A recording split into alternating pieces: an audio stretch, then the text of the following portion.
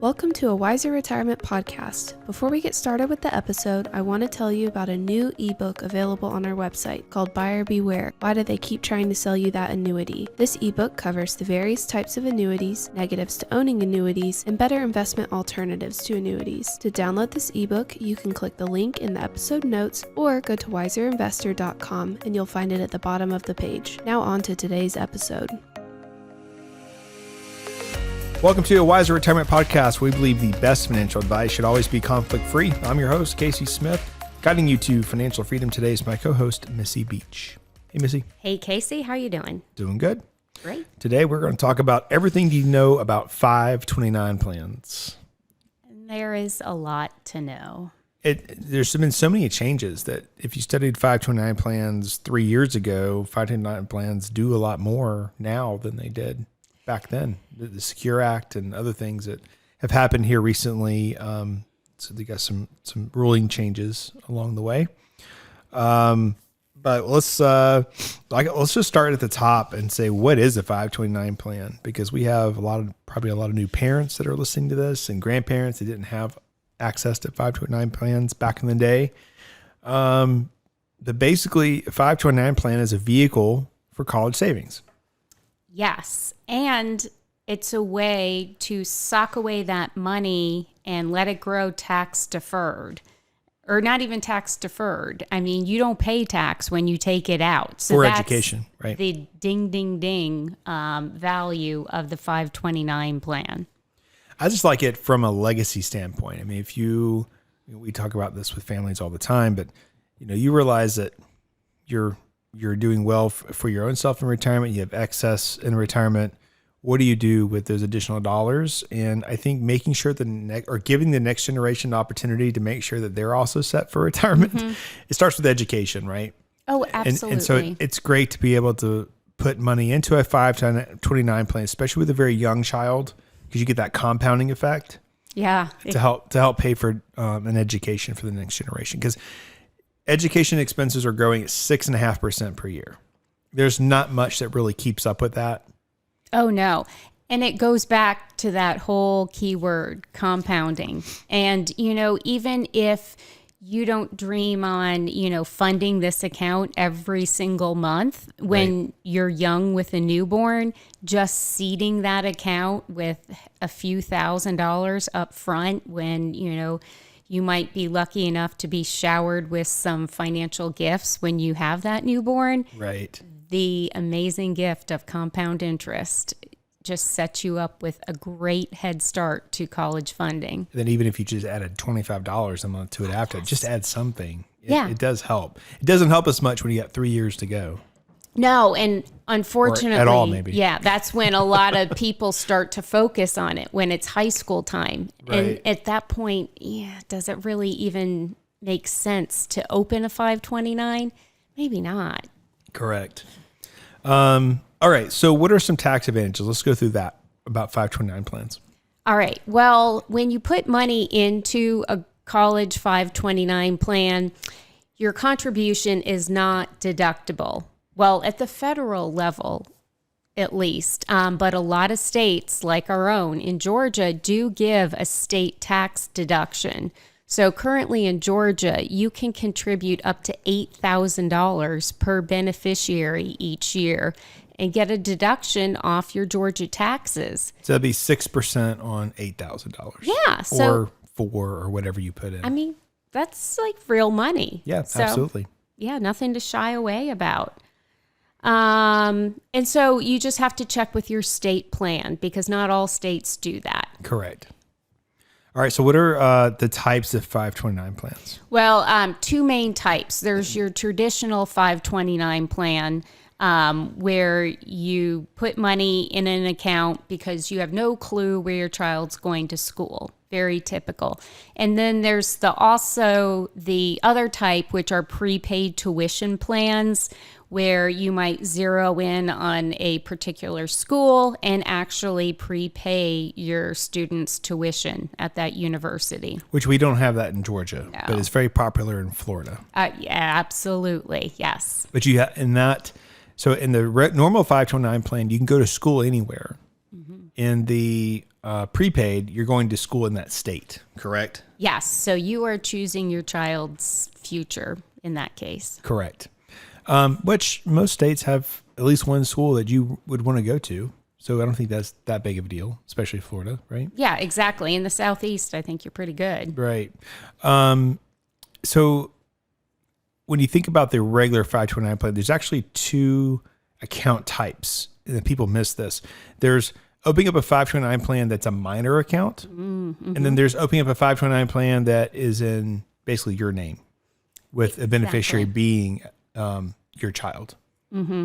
So there's two different ways to do it, like you were just saying. So whether you want to be the custodial owner and your child really owns the account. When they're 18. When they're 18. So, do you want to give up ownership to your child when they're 18? Because then they can take that money out, pay a penalty, and go buy a sports car. So there's kind of that chance that you are leaving up to your child.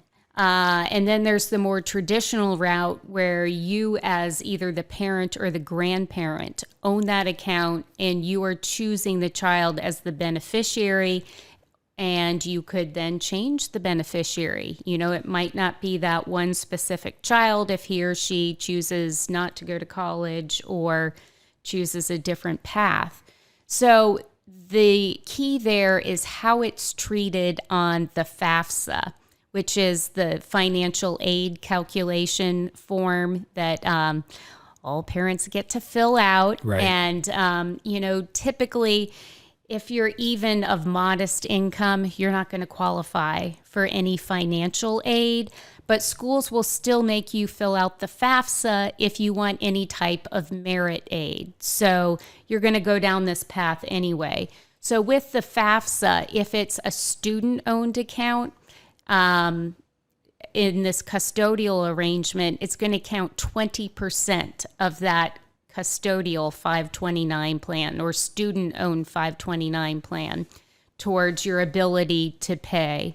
If it's a parent-owned plan, it's only 5.64%. So there's a little bit of an advantage to leaving it in a parent or grandparent-owned account versus a student-owned account. And then there's also the income component. When you're taking withdrawals from the 529 plan, Right. That's going to show up as income to either the parent or the student. So if it's a student-owned plan, that's showing as income or ability to pay, which is kind of ironic because they're just paying for tuition. This is not really like wage income. So it's just counterintuitive. So I would say in most cases, it makes sense to leave it as a parent or grandparent-owned plan. Okay. And I would agree with that. So let's think about a 529 plan, the investment options. So typically, I would describe it as kind of like a 401k plan. So you can do the set it and forget it option, which we often tell people just do the age-based. So the age-based is a glide path from risky to very conservative. So it starts off with mostly stocks when they're young. And then as you get closer to high school age, it starts moving into really short-term U.S. Treasuries for the most part. And then, essentially the plan is made up of mutual funds. So you can also go on your own and select funds from that list. But most people aren't going to do this and monitor that. And so I always like the idea of just being on that glide path. You don't want to be in a situation where, you have a 2022, your all equity section of your 529 plan just dropped 18%, right? Yeah, a 529 plan is not really the right account to take on unnecessary risk. Right. So that's why we really counsel clients just follow the age-based allocation, because that's going to take down your risk as your student gets older and is approaching college. So let the plan do what it's supposed to. But it's pretty straightforward. I mean, when you fill out the application, you select the age base, and after that, it's on autopilot. What about contribution limits to a 529 plan? Can I put in as much as I want to? Well, it depends. It's considered a gift. So if you are the owner and the child's the beneficiary of the plan, you can put up to the annual gift tax exemption without filing a gift tax form, or you could front load it. And this is what a lot of grandparents like to do if they're trying to whittle down the value of their estate. Right. And like a husband and a wife would front load 5 years worth of the annual gift tax and put that in one beneficiary's account and, get around the annual gift tax exemption. So that's a good way to really super fund an account when a child is young and get a good head start. And then also on the flip side, it depends on the 529 plan. States vary in terms of lifetime contribution limits. It may be $500,000, it could be $250,000. So it just depends on that particular plan, how much they will allow the account owner as a contribution. The account size can grow beyond that, but in terms of contribution money put into the plan, there is typically a limit. Okay. Let's talk about ownership and beneficiaries. So if you want to change, just say your child doesn't go to college or goes on to college on a full scholarship, and you want to move that beneficiary to someone else, who are you allowed to move that to? It could be a family member. It could be a friend. It could even be yourself. Say you want to go back and take some adult classes and continue your quest for knowledge. That's fine. But the most common thing we see is families kind of tearing it down to younger kids in the family when there's balances left over from the older kids that are unused. And then we really encourage clients, if your children haven't used it, just let it sit for the next generation. Yep. Because, again, the power of compound interest, you can leave it in there. You don't want to change the age-based number. You don't want to leave it in super conservative for kids that aren't even with us yet. But, exactly. But yes. That's when you want to let it go super aggressive, because Correct. These kids aren't even, a glimmer in anyone's eye yet. So what are eligible expenses for a 529? Those are going to be like your tuition, books, fees, supplies. You could buy a computer. It does not cover travel expenses. That's a big one that a lot of people ask me about. So you can't cover their plane ticket to and from school. But you can also cover housing and meals. So even if a student lives off campus in an apartment, the school will publish what the typical housing cost is for a student living on campus, and you can withdraw the amount that's equivalent to an on-campus living situation for your off-campus student. So I feel like there's just a myriad of expenses that qualify. So there's never really an issue about, does this really qualify? Because chances are it's going to be a yes. Got it. Flexibility.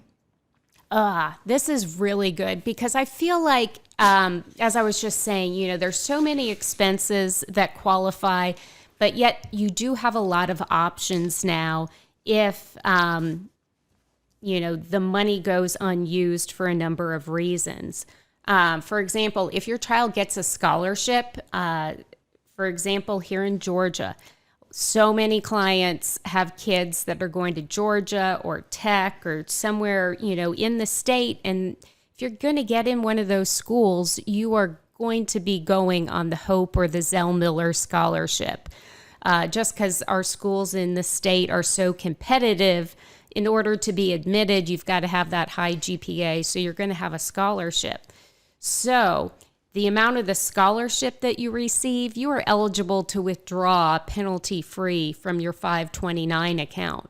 So if you're worried about overfunding because your child might get a scholarship, that can come right out. Again, as we discussed, you can change your beneficiary. As a last resort, you could always withdraw the funds with a 10% penalty on just the growth or the appreciation. Never your principal. Never your principal. So you always can take that principal out. And if you think about it, that 10% penalty and tax on that appreciation, 10%, if that money has been in there, 20 years, right, it isn't always a bad deal. Yeah, right. All right. So other areas under flexibility, you can actually use the 529 plan to pay off your student loan, or pay down or off your student loan. So that's a new feature. Also, let's talk about K through 12 tuition. It's limited, I believe, $10,000 a year is what you can spend on that. Exactly. I'm not sure what the advantage of paying for, kindergarten, first, second, third grade, if you're starting from zero. Yeah, some people will do a quick in and out, like with Georgia, because you're getting that tax deduction of, about $500. They'll put it into the 529 plan, get that $480 deduction or whatever on the $8,000, and then immediately pull it out to pay private school. So there's that option. Another really cool provision that's come out is the ability to roll over unused 529 funds to a Roth IRA. Yeah, there's some stipulations though. You're right. So you have to have the account open for 15 years. Which is a long time. And then you have to, the max you can roll over is $35,000. And only up to that year's contribution limit. So right. This year's $6,500. And maybe you know the answer to this, but is that rolling into a Roth for the beneficiary, or is it rolling into the Roth for the account owner? It would be for the beneficiary. So the child would have a Roth IRA and rolling that over. Yeah. So, a new college graduate, what a great way for a parent leftover money seed a Roth IRA. True. So when it comes down to the 529, I see as great legacy planning for grandparents. For young families, it's a great way to kind of hedge your expenses. They're going to could be very big in the future. I mean, you have one in college. I have one on the way to college. And when you look at the cost of education, it's mind blowing. Oh, it's crazy. And we were just looking at state schools. But if you want to go to Ivy League school, or even going down to an art school, like down at SCAD, that's a big number. And so you never know where your child is going to end up. I know. And so just having this, I don't think you have to cover 100% of their tuition. Most families that we work with are not covering 100%. Now the child might be doing 50 through scholarship and the parents are covering the other 50, but child is earning and maintaining that scholarship. But every family is different. Oh, yeah. Yeah, we've had families that are very successful that say, I paid my way through college. They can pay their way through college. Exactly. I would argue that you can't pay your way through college anymore. Oh, no. Especially I don't think that you're that going really to exists. Like a private institution. Right. There's no way. There's an article many years ago, actually now, talking about Yale. And the guy who wrote the article for the Wall Street Journal had gone to Yale. And his son was now in Yale. And he said that he worked his way through Yale. He worked in the summertime. He had jobs during the school year, and he was able to pay his way through. And this is obviously very, very long time ago.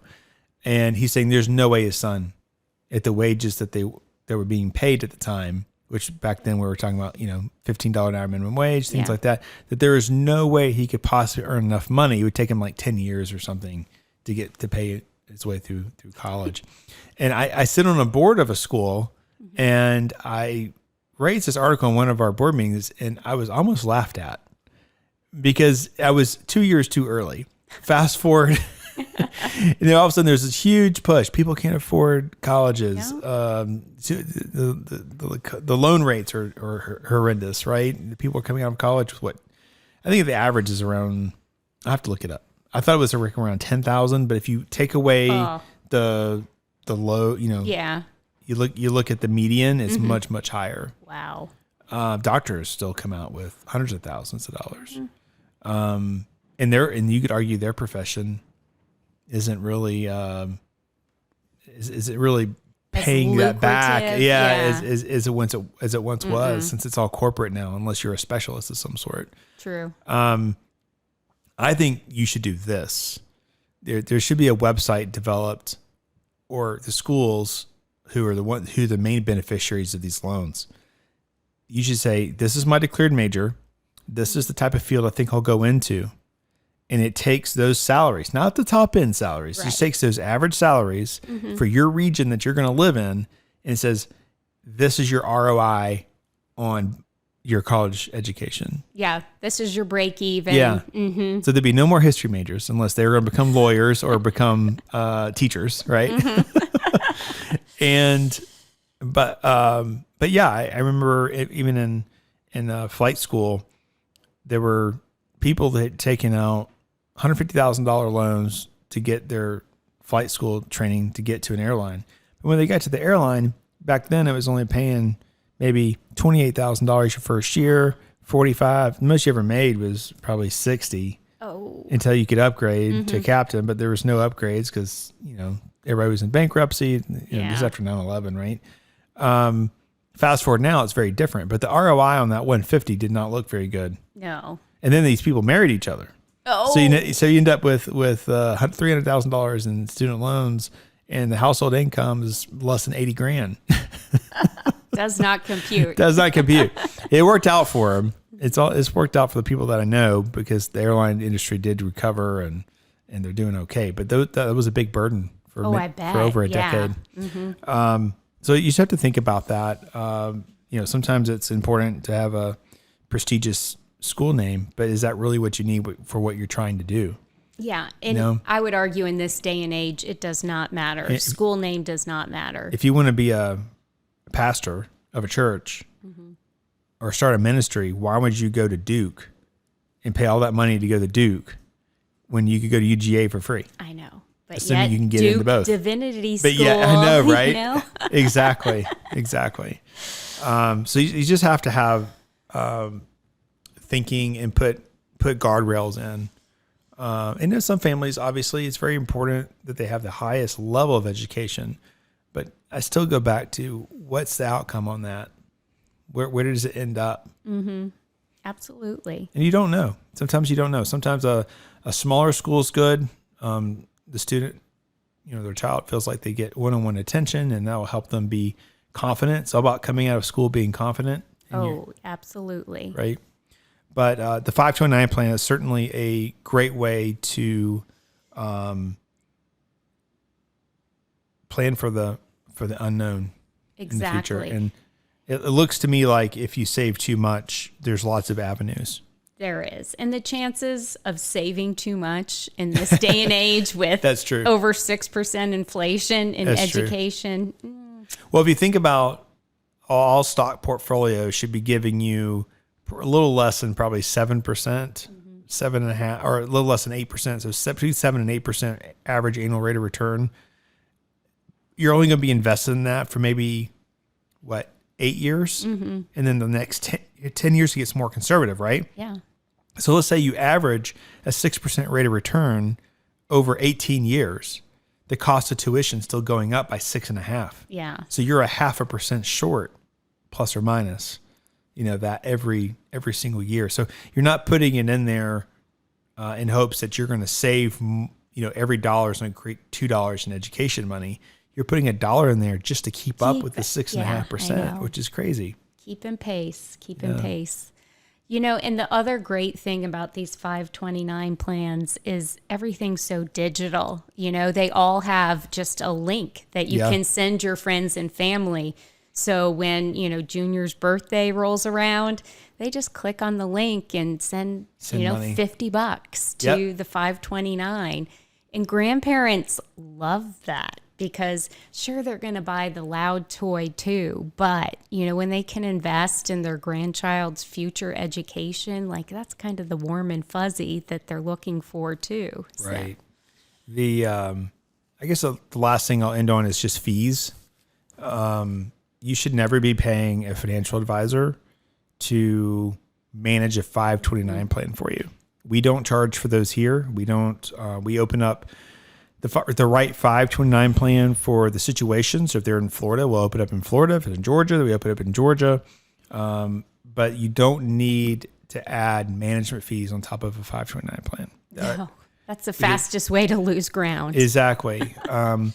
Ultimately, the 529 plans are going to have fees themselves, which some of the cheapest ones are the Vanguard-based ones, like in Nevada.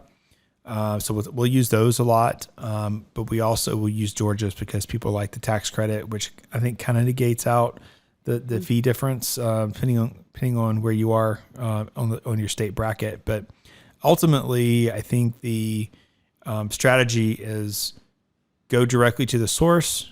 It's very easy to sign up and very easy to check age-based.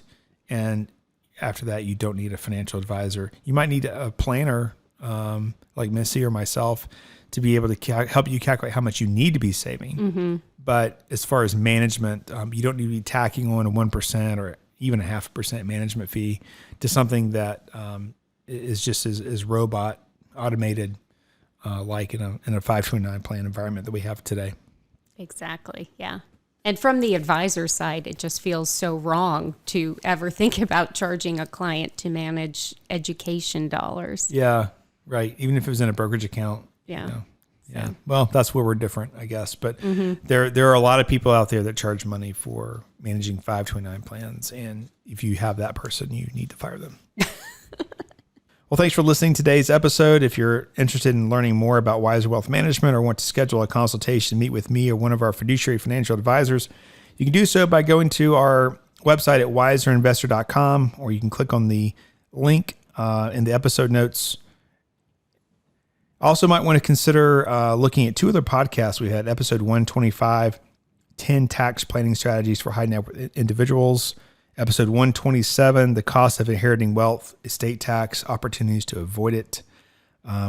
We've done a couple of great YouTube videos here recently. 6 Habits of Financially Successful People and How to Be a Long-Term Investor are all part of our A Wiser Retirement YouTube channel, where you can see Missy and Michaela and myself and Brad add additional content to the podcast. All right. Thanks, Missy. Great conversation. All right. We'll see you next time. See you, Casey. Thanks for listening to a Wiser Retirement podcast. We hope you enjoyed today's episode. Make sure to subscribe wherever you're listening. That way you don't miss any new episodes. We'd also appreciate if you could leave a rating and review. If you have any questions about anything that was discussed today, head to wiserinvestor.com and reach out. This episode was produced and edited by Ken Hoadley.